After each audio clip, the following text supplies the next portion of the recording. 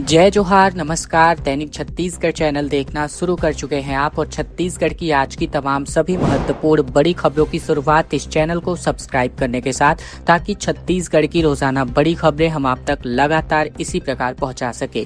छत्तीसगढ़ के बांगो बांध में अलर्ट जारी हुआ है। जलस्तर बढ़ने की वजह से गेट खोलने की तैयारी है। हसदेव नदी किनारे के क्षेत्रों में अलर्ट जारी किया गया है। बाढ़ प्रभावित गांवों में मुनादी कराने का आदेश प्रशासन ने जारी कर दिया है। बता दें, कोरबा में हो रही लगातार बारिश के बीच मिनी माता बांगो बांध प्रशासन ने वर्षा काल 2026 को लेकर अलर्ट जारी कर दिया है। जल संसाधन विभाग ने बताया है कि बांगो बांध का जलाशय जलस्तर तेजी से बढ़ रहा है। वर्तमान में जलभराव 354 मीटर यानी 71% तक पहुंच चुका है। जलस्तर 359 मीटर होने पर बांध के गेट खोलकर हसदेव नदी में पानी छोड़ा जा सकता है।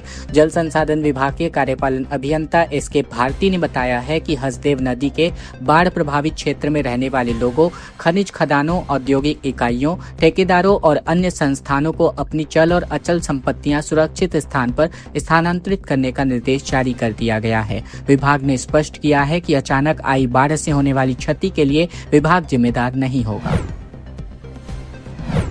रायपुर में भाजपा और कांग्रेस कार्यकर्ताओं में आपस में टकराव हो गया। पुलिस ने आंसू गैस तक छोड़ डाली। कार्यकर्ताओं पर वाटर कैनन चलाया गया। राहुल गांधी के विरोध में बीजेपी का प्रदर्शन जारी रहा। छत्तीसगढ़ के अलावा दिल्ली में राहुल गांधी के पीएम आवास घेराव के विरोध में छत्तीसगढ़ का असर देखने को मिल रहा है। भाजपा और कांग्रेस नेता आमने सामने हो गए। भाजपा नेता कांग्रेस दफ्तर का घेराव करने निकले। इस दौरान राजीव भवन के पास कांग्रेस कार्यकर्ता भी मौके पर पहुंच गए, जिससे दोनों पक्ष आमने सामने आ गए। बता दें, स्थिति को देखते हुए पुलिस ने वाटर कैनन का इस्तेमाल किया और 2 बार आंसू गैस तक छोड़ डाली। कई जगहों पर बैरिकेडिंग लगाई गई, जिससे प्रदर्शनकारियों ने तोड़ने का प्रयास किया। भाजपा प्रदेश अध्यक्ष किरण सिंहदेव ने आरोप लगाया है कि राहुल गांधी ने अराजकता फैलाने की कोशिश की। डिप्टी सीएम अरुण साव ने कहा कि राहुल गांधी देश में अर्बन नक्सलवाद को बढ़ावा देने का काम कर रहे हैं। वहीं कांग्रेस का आरोप है कि नीट पेपर लीक मामले के लिए भाजपा जिम्मेदार है। संचार विभाग के प्रमुख सुशील आनंद शुक्ला ने आरोप लगाया कि उनकी पार्टी के कार्यकर्ताओं पर पत्थरबाजी की गई। उन्होंने दावा किया कि भाजपा कार्यकर्ताओं पर नहीं, बल्कि कांग्रेस कार्यकर्ताओं पर आंसू गैस छोड़ी गई। नेशनल हाईवे 30 की बदहाल सड़क को लेकर कांग्रेस का चक्का जाम देखने को मिला। केसलूर से तोंगपाल तक सड़क पर बड़े बड़े गड्ढे हैं। काम नहीं होने पर जिला बंद तक की चेतावनी जारी कर दी गई है। राष्ट्रीय राजमार्ग 30 की खराब हालत को लेकर कांग्रेस ने विरोध प्रदर्शन आयोजित किया। केसलूर से लेकर तोंगपाल तक सड़क पर बड़े बड़े गड्ढे होने की वजह से लोगों को रोजाना परेशानियों का सामना करना पड़ रहा है। कई बार शिकायत और मांग के बाद भी सड़क की मरम्मत नहीं होने से कांग्रेस ने चक्का जाम किया। कांग्रेस जिला अध्यक्ष हरीश कवासी के नेतृत्व में झीरम गांव के पास सुबह 11 बजे से चक्का जाम शुरू हुआ। प्रदर्शन करीबन 1 घंटे तक चला। इस दौरान आसपास के कई गांवों के ग्रामीण भी बड़ी संख्या में मौजूद रहे।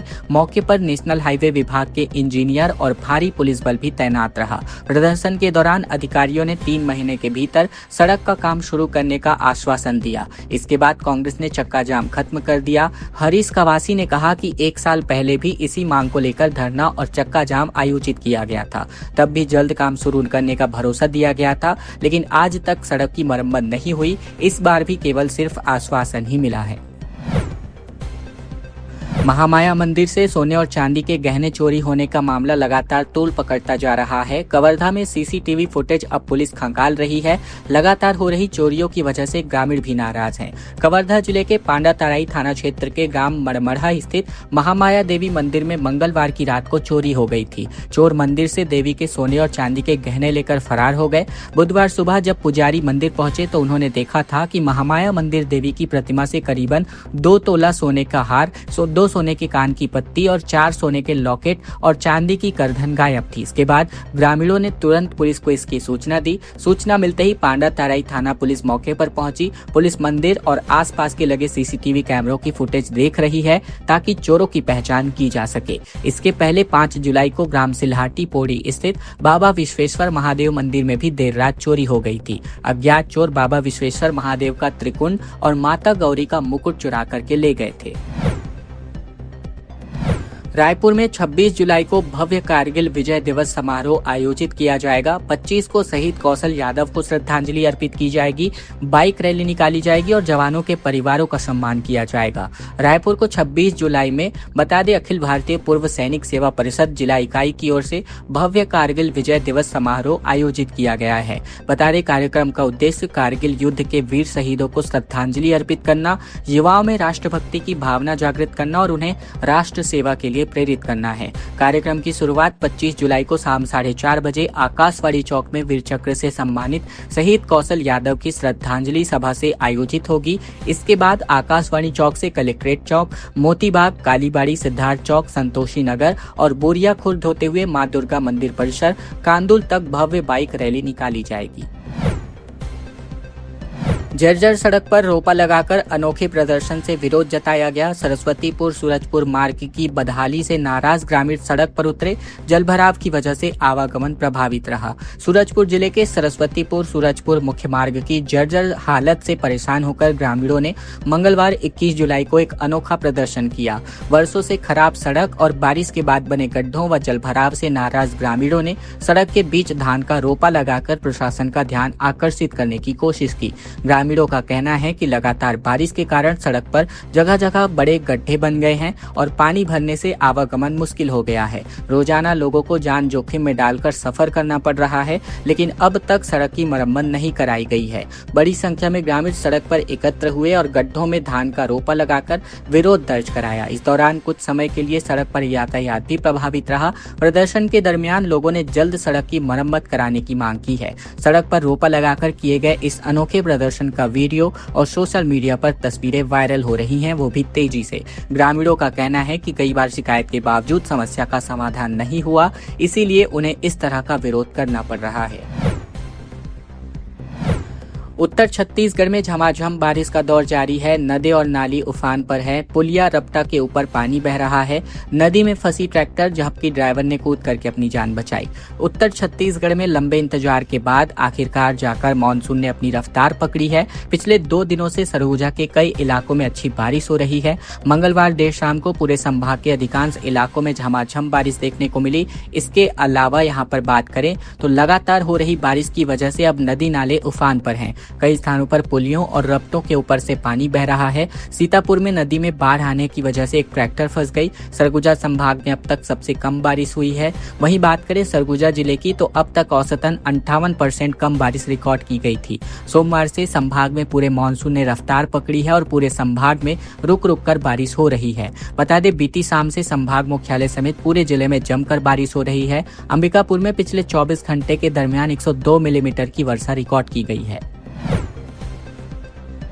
23 और 24 जुलाई को रद्द की गई 4 मेमू ट्रेन को बहाल कर दिया गया है। 4 ट्रेनें अब भी रद्द रहने वाली हैं। भाटापारा हथबंद में ऑटो सिग्नलिंग का काम यहां पर होने जा रहा है। दक्षिण पूर्व मध्य रेलवे ने भाटापारा हथबंद स्टेशनों के बीच तीसरी लाइन सेक्शन में ऑटो सिग्नलिंग के लिए नॉन इंटरलॉकिंग यानी NI कार्य के कारण ट्रेनों के परिचालन में बदलाव किया है। रेलवे ने पहले जिन ट्रेनों को रद्द करने की घोषणा की थी, इनमें से 4 मेमू ट्रेनों को बहाल यानी रिस्टोर कर दिया गया है। ये ट्रेनें अब निर्धारित अपने समय पर चलने जा रही हैं। रेलवे ने संशोधित आदेश के अनुसार 23 जुलाई को चलने वाली ट्रेनें सामान्य रूप से संचालित होने वाली है, जिसमें रायपुर बिलासपुर मेमू है, कोरबा बिलासपुर मेमू है, बिलासपुर कोरबा मेमू है, जबकि बिलासपुर रायपुर मेमू को अब बहाल कर दिया गया है। जबकि रद्द रहने वाली ट्रेनों की संख्या भी 4 है। कोरबा रायपुर मेमू और रायपुर गेवरा रोड मेमू को अभी तक कैंसिल रखा गया है। अतिथि व्याख्याताओं के लिए अब एक नई नीति छत्तीसगढ़ में लागू कर दी गई है। 11 माह सेवा और 2000 रुपए प्रतिदिन मानदेय का प्रावधान किया जा रहा है। पीरियड आधारित व्यवस्था को खत्म करके 11 वैतनिक अवकाश भी दिया जाएगा। छत्तीसगढ़ शासन के उच्च शिक्षा विभाग ने अतिथि व्याख्याताओं की नीति 2026 को लागू कर दी है। नई नीति के अंतर्गत अब पीरियड आधारित व्यवस्था समाप्त कर 2000 रुपए प्रतिदिन मानदेय, 11 माह की सेवा और 11 वैतनिक अवकाश का प्रावधान किया गया है। नई व्यवस्था व्यवस्था से उन महाविद्यालयों में कार्यरत अतिथि व्याख्याताओं को विशेष लाभ मिलने की संभावना है, जहां अब तक उन्हें प्रतिमाह लगभग 20,000 रुपए से लेकर 25,000 रुपए तक का मानदेय मिलता था। नई नीति लागू होने के बाद अब उनका मासिक मानदेय बढ़कर लगभग 40,000 से 42,000 तक पहुंच सकता है। नई नीति में सेवा की निरंतरता सुनिश्चित करने का भी प्रावधान किया गया है। पहले कई महाविद्यालयों में दिसंबर और जनवरी के सेमेस्टर परीक्षा अवधि के दरमियान अतिथि व्याख्याताओं की सेवाएं समाप्त कर दी जाती थी, जिससे उन्हें आर्थिक असुरक्षा का सामना करना पड़ता था। अब 11 माह की सेवा मिलने से इन समस्या के समाधान की उम्मीद जताई जा रही है। संशोधित व्यवस्था के अंतर्गत अतिथि व्याख्याताओं की श्रेणी अब दैनिक वेतनभोगी के रूप में भी निर्धारित कर दी गई है। बिलासपुर के सेंट्रल यूनिवर्सिटी की बीए एलएलबी छठे सेमेस्टर की परीक्षा को रद्द कर दिया गया है। पेपर लीक के बाद एक बड़ा एक्शन देखने को मिल रहा है। 27 जुलाई से दोबारा यह परीक्षा आयोजित की जाएगी। छत्तीसगढ़ के बिलासपुर के गुरु घासीदास सेंट्रल यूनिवर्सिटी के बहुचर्चित पेपर लीक मामले में अब बड़ा प्रशासनिक एक्शन लिया गया है। विश्वविद्यालय प्रशासन ने बीए एलएलबी के छठे सेमेस्टर की मुख्य परीक्षा को रद्द कर दी है और 27 जुलाई से दोबारा परीक्षा कराने अर्थात रीशेड्यूल जारी कर दिया गया है। बता दें कि 2 महीने पहले यूनिवर्सिटी का पोर्टल हैक और पेपर लीक की आशंका का खुलासा हुआ था। री एग्जाम की सूचना मिलते ही लॉ विभाग के छात्र छात्राओं ने इस फैसले का विरोध किया था। छात्रों ने जांच रिपोर्ट सार्वजनिक करने और री एग्जाम के फैसले पर पुनर्विचार करने की मांग की थी। रजिस्ट्रार प्रोफेसर अश्विनी दीक्षित और अन्य अधिकारियों ने छात्रों को समझाइश दी। विश्वविद्यालय की ओर से जारी आदेश में अपरिहार्य कारणों का हवाला देते हुए मई में हुई परीक्षा को रद्द करके यह परीक्षा 7 मई से 28 मई के बीच आयोजित की गई थी और अब नई समय सारणी के अनुसार यह परीक्षा 27 जुलाई को आयोजित की जाएगी। बाइक कंधे पर उठाकर नदी को पार करने को मजबूर हैं ग्रामीण। बीजापुर के 5 गांवों में बाढ़ के हालात हैं। बांगो बांध से पानी छोड़ने को लेकर प्रशासन ने अलर्ट जारी किया है। छत्तीसगढ़ के कई जिलों में लगातार हो रही बारिश की वजह से हालात तमातम बिगड़े हुए हैं। सूरजपुर जिले के बिहारपुर क्षेत्र के बरगा नदी उफान पर है, जिससे आधा दर्जन से अधिक गांवों का मेन रोड से संपर्क कट गया है। ग्रामीण अपनी जान जोखिम में डालकर उफनती नदी पार करने को मजबूर हैं, जहां वे अपनी बाइक को कंधे पर उठाकर ले जाते नजर आ रहे हैं। कोरबा के मिनी माता बांगो बांध में जलभराव बढ़ने के बाद अब प्रशासन ने गेट खोलकर हसदेव नदी में पानी छोड़ने का अलर्ट जारी किया है। इससे नदी के किनारे बसे कई गांवों में बाढ़ के जैसे हालात बन सकते हैं। एहतियातन के तौर पर लोगों को सुरक्षित स्थानों पर शिफ्ट किया जा रहा है। बीजापुर जिले के छिन्नकावाली पंचायत के अंतर्गत आने वाले 5 गांवों में बाढ़ के जैसे हालात बने हुए हैं। गुंडीपाल, कंदुलनाट, आदेड़, इसके अलावा रालापाल और चिन्ना कवाली में गांवों का सड़क से मुख्य संपर्क टूट गया है। इसके अलावा ग्रामीणों को राशन और जरूरी सामान के लिए भी उफनती नदी पार करने को मजबूरी होना पड़ रहा है। रायपुर में बारिश के बीच कांग्रेसियों ने भजन कीर्तन किया। राहुल के समर्थन में लोक भवन घेराव करने पहुंचे थे। भूपेश बोले कि दिल्ली पुलिस मेरा जूता ले गई। छत्तीसगढ़ कांग्रेस राहुल गांधी के समर्थन में कांग्रेस नेताओं और कार्यकर्ताओं ने लोक भवन के बाहर प्रदर्शन आयोजित किया। बीती रात विरोध करने पहुंचे पूर्व विधायक विकास उपाध्याय को पुलिस ने रोक लिया। इस दौरान प्रदर्शनकारियों ने लोक भवन के गेट तक बढ़ने की कोशिश की, जिसके बाद पुलिस के साथ जमकर धक्का मुक्की हो गई।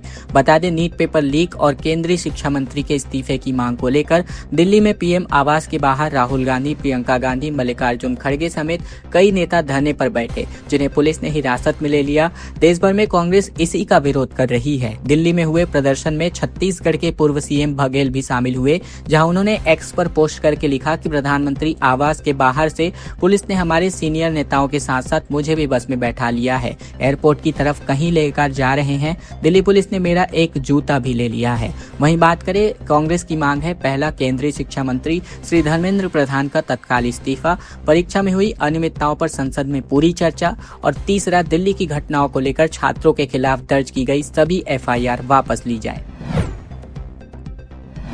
कबीरधाम में वन अधिकार पट्टा के नाम पर धोखाधड़ी का मामला उजागर हो रहा है। 50-50 हजार लेकर आदिवासियों को फर्जी पट्टे थमाए गए थे और लाखों रुपए की ठगी का खुलासा होता नजर आ रहा है। छत्तीसगढ़ के कबीरधाम जिले का रेंगा खार वन परिक्षेत्र अब एक बार फिर से फर्जी वन अधिकार पत्र यानी वन पट्टा घोटाले को लेकर सुर्खियों में है। बेखबर आदिवासी परिवारों को वैध पट्टा दिलाने का झांसा देकर उनसे लाखों रुपए ऐंठ लिए गए और फर्जी दस्तावेज भी थमा दिए गए। पीड़ितों ने इसके लिए धान बेचा और महिलाओं ने अपने जेवर तक गिरवी रखकर या बेचकर 50-50 हजार रुपए जुटाए थे। बता दें, मामले का खुलासा तब हुआ जब पीड़ित ग्रामीण समनापुर सेवा सहकारी समिति में खाद लेने और किसान क्रेडिट कार्ड यानी KCC बनवाने पहुंचे। वहां दस्तावेजों की जांच के दौरान वन पट्टी संदिग्ध पाए गए। जब इनका सत्यापन कराया गया तो सभी दस्तावेज पूरी तरह फर्जी निकले।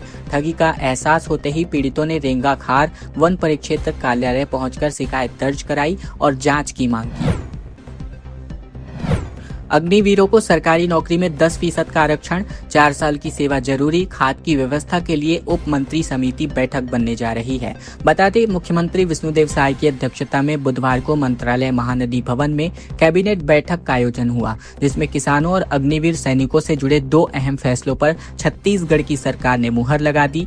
बता दें, कैबिनेट ने खरीफ और रबी सीजन में किसानों को समय पर खाद मुहैया कराने के लिए मंत्रिमंडलीय उप समिति के गठन को मंजूरी दे दी है। ये समिति खाद की आपूर्ति, वितरण और प्रबंधन की निगरानी करेगी और सरकार को जरूरी सुझाव देने जा रही है। समिति की अध्यक्षता उप मुख्यमंत्री करेंगे। इसमें कृषि, सहकारिता और वित्त मंत्री के सदस्य होंगे। कृषि उत्पादन आयुक्त समिति के संयोजक होंगे। जरूरत पड़ने पर अधिकारी, विशेषज्ञ और अन्य संस्थाओं के प्रतिनिधियों को भी बैठक में बुलाया जा सकेगा। समिति का उद्देश्य मुख्य किसानों को खरीफ और रबी सीजन में समय पर खाद पर मुहैया कराना है और किसी भी तरह की खाद की कमी या वितरण संबंधी समस्या का समाधान करना है।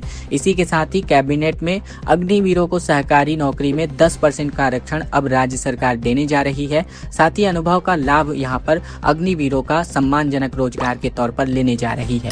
खबरों का सिलसिला बस यहीं तक का था। अगर आपको यह वीडियो अच्छी लगे, वीडियो को एक छोटा सा लाइक जरूर कर दीजिएगा। चैनल पर नए हैं तो चैनल को भी जरूर से सब्सक्राइब कर लीजिएगा, ताकि बिना किसी रुकावट छत्तीसगढ़ की तमाम सारी बड़ी खबरें रोजाना हम आप तक पहुंचा सके। इस वीडियो को लाइक और इस चैनल को सब्सक्राइब करने के साथ ही इस वीडियो को शेयर करना बिल्कुल मत भूलेगा, ताकि तमाम दोस्तों और रिश्तेदारों तक भी यह महत्वपूर्ण खबरें बिना किसी रुकावट रोजाना पहुंचाई जा सके।